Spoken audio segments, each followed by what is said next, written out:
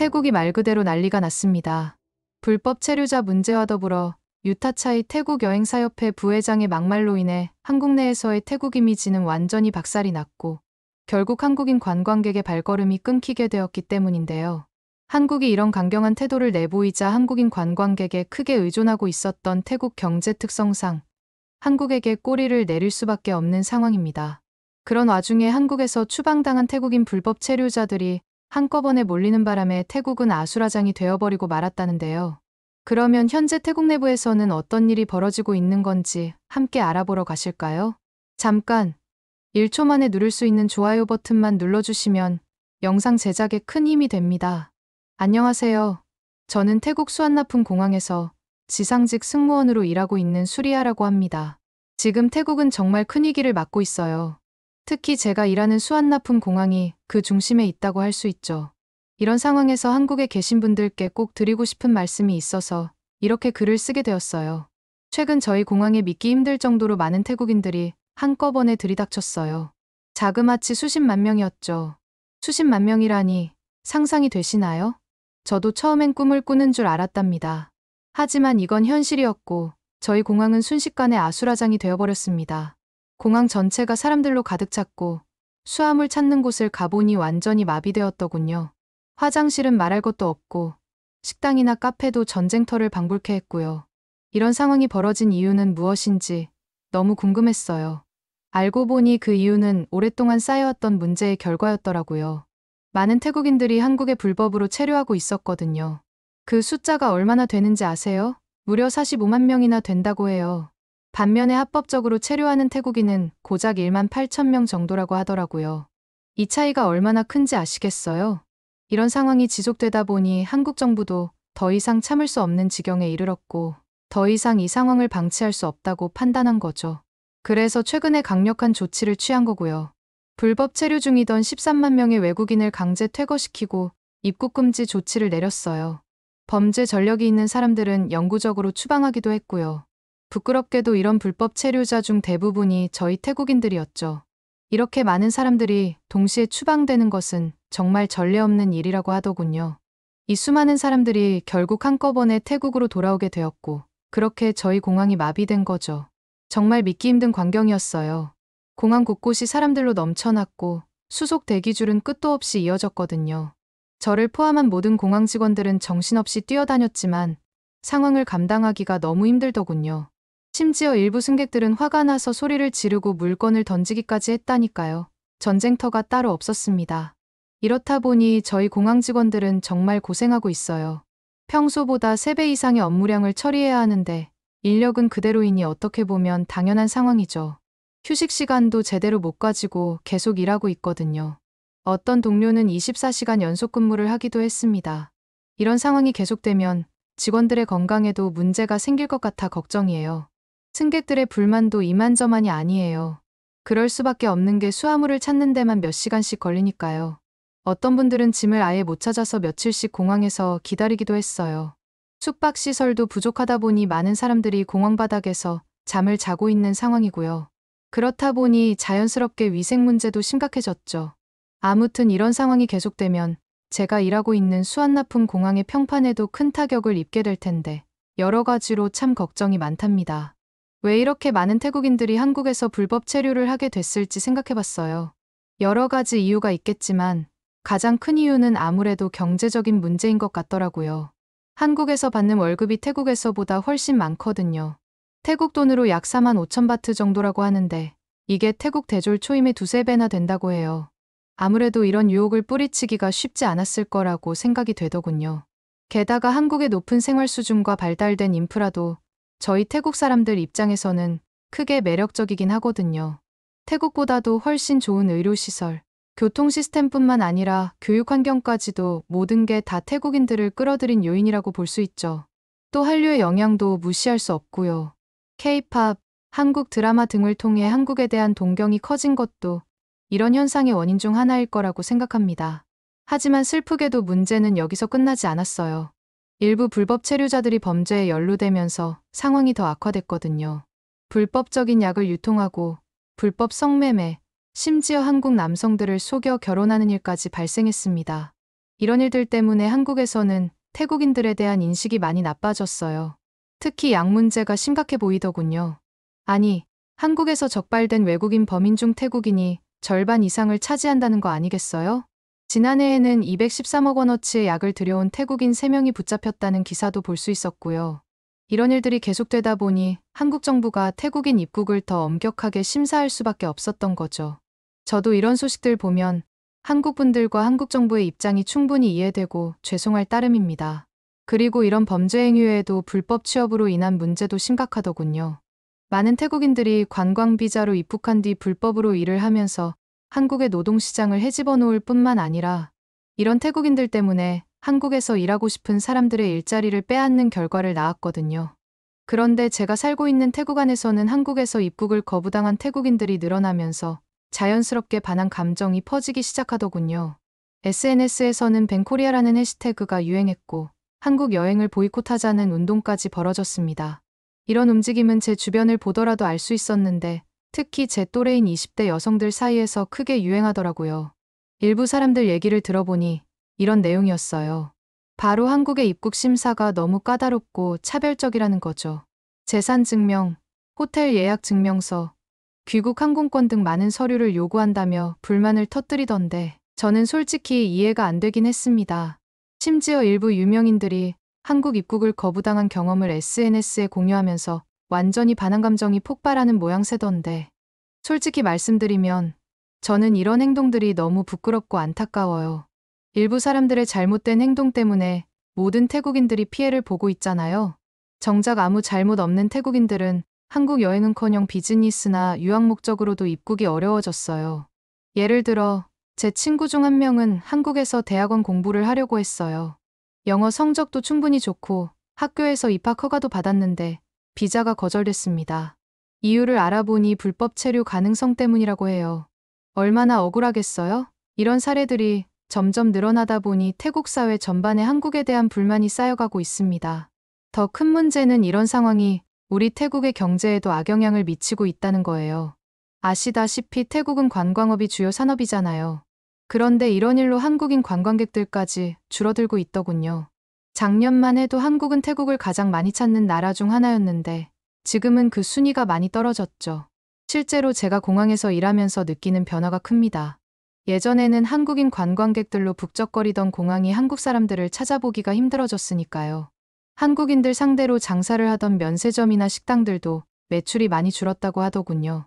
이대로 가다간 태국 관광업계 전체가 아예 무너질 수도 있을 것 같아 정말 걱정됩니다. 뉴스에 태국 관광청의 통계가 나왔던데 그걸 보니 상황이 얼마나 심각한지 알 수 있더군요. 작년에 비해 한국인 관광객 수가 30% 이상 감소했다는 거 있죠? 그게 곧 저희 태국 경제에 엄청난 손실을 의미하고요. 관광객 한 명이 태국에서 평균적으로 쓰는 돈이 얼마인지 아세요? 약 5만 바트 정도래요. 태국의 1인당 평균 월급이 15,000바트 정도이니까 태국 입장에서는 얼마나 큰 금액인지 실감이 되시겠죠. 그런데 이런 관광객들이 30%나 줄었다니 태국 입장에서는 엄청나게 후회가 되는 상황입니다. 이런 상황에서 최근 일본 매체 니케이 아시아와의 인터뷰에서 유타차이 태국 여행사협회 부회장의 발언이 또 다른 파문을 일으켰는데요. 유타차이 부회장은 한국을 찾는 태국인 관광객이 감소한 이유에 대해 한국 관광 명소가 상대적으로 적기 때문이라며 한국 관광지는 영화와 넷플릭스로 대중화됐기에 수명이 짧다고 주장했어요. 더 나아가 그는 중국과 일본은 더 많은 관광 명소 외에도 무비자 입국과 저렴한 비용, 멋진 전망과 좋은 분위기를 태국인들에게 제공한다면서 4일간의 중국 여행은 1인당 약 86만 원으로 한국 여행 비용 약 117만 원보다 저렴하다고 직접적으로 비교까지 했죠. 이 인터뷰 내용이 알려지자 당연하게도 한국 측에서는 강하게 반발했습니다. 문화체육관광부와 한국관광공사가 나서서 문제를 제기했고 관광공사 관계자는 태국 여행사협회와 우호적인 관계를 이어왔는데 황당한 심정이라며 강하게 항의했다고 해요. 결국 태국 여행사협회는 아차 싶었는지 협회 입장이 아닌 개인 발언으로 오해와 심려를 끼쳤다며 회장 명의로 공식 사과 서한을 보냈어요. 하지만 말한 걸 다시 주워 담을 수는 없잖아요. 이런 발언들이 안 그래도 안 좋은 태국과 한국의 관계를 더욱 악화시키고 관광객 감소에 기폭제가 되는 꼴이죠.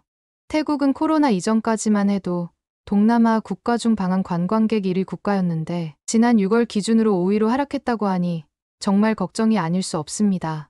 더 큰 문제는 이런 상황이 쉽게 해결되지 않을 것 같다는 거예요. 현지에서는 한국에 대한 신뢰가 회복되려면 최소 1, 2년이 걸릴 것이라는 관측까지 나오고 있습니다.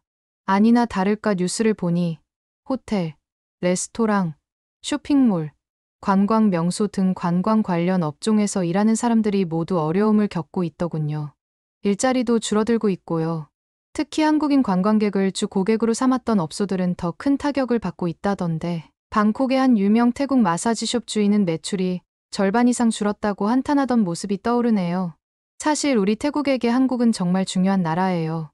경제적으로도 그렇고 문화적으로도 그렇죠. 많은 사람들이 아닌 척하긴 했지만 사실 많은 태국 사람들이 한국 드라마나 케이팝을 좋아하니까요. 저도 그중 한 명이고요. 그런데 이런 사소한 감정 때문에 양국 관계가 악화되는 걸 보니 너무 안타깝습니다. 감히 제가 태국을 대표해서 한 말씀 드리면 한국 문화는 저희 태국 사회에 정말 큰 영향을 미쳤다고 확실하게 말씀드릴 수 있어요. 패션, 음식, 화장품 등 다양한 분야에서도 한국의 영향력을 볼 수 있죠. 심지어 태국 연예인들도 한국 스타일을 따라하려고 노력하고 있으니 어느 정도인지 아시겠죠? 이런 상황에서 한국과의 관계가 지금처럼 악화되기만 한다면 개인적으로 태국의 미래가 걱정됩니다.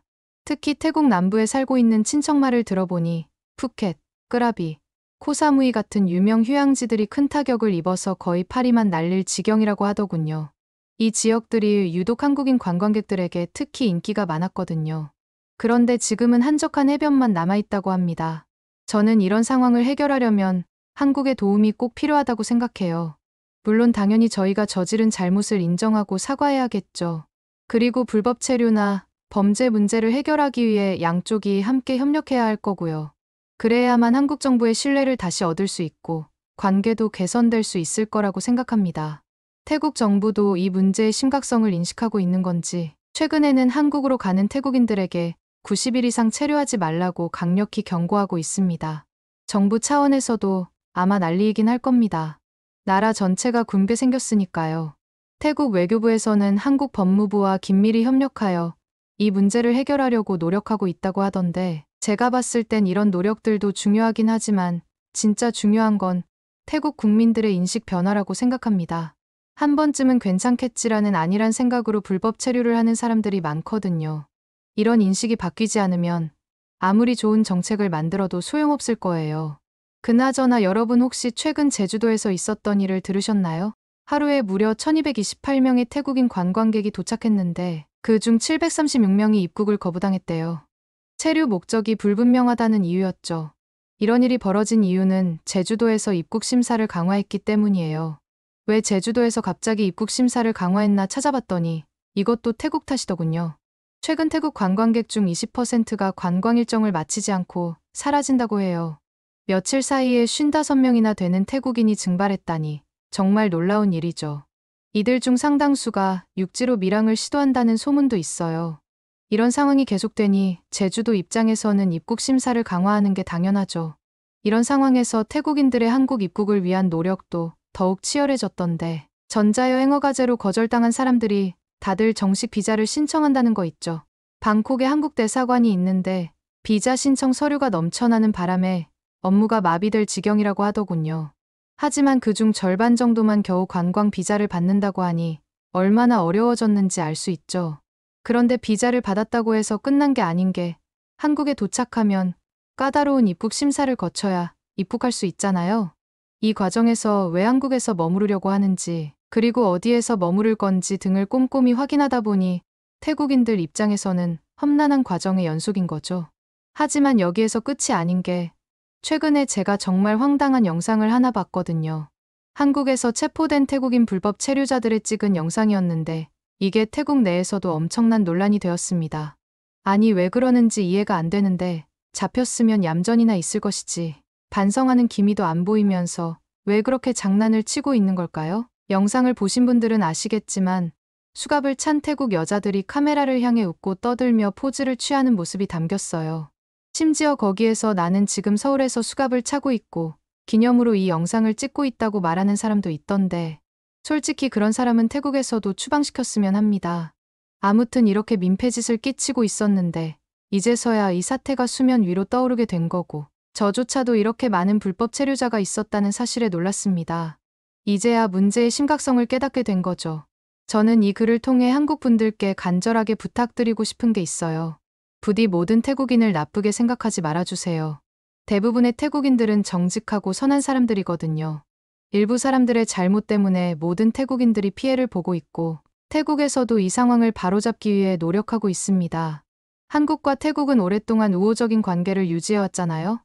1950년 한국전쟁 때 태국이 한국을 도운 것을 기억하시나요? 그때부터 시작된 태국과 한국과의 관계가 이렇게 끝나버리는 건 너무 안타깝다고 생각합니다. 그리고 태국 사람들에게도 더 이상 뱅코리아 같은 멍청한 행동은 그만둬야 한다고 말하고 싶네요. 그렇게 한다고 해서 저희에게 득이 되지 않으니까요. 오히려 지금처럼 태국 경제에 큰 타격만 입었잖아요. 지금 이 순간에도 저희 공항은 정신없이 돌아가고 있고 저는 오늘도 긴 시간 동안 일하면서 이 상황이 얼른 나아지기를 바라고 있습니다. 우리 태국과 한국이 다시 좋은 관계를 맺고 서로를 존중하며 교류할 수 있는 날이 빨리 왔으면 좋겠네요.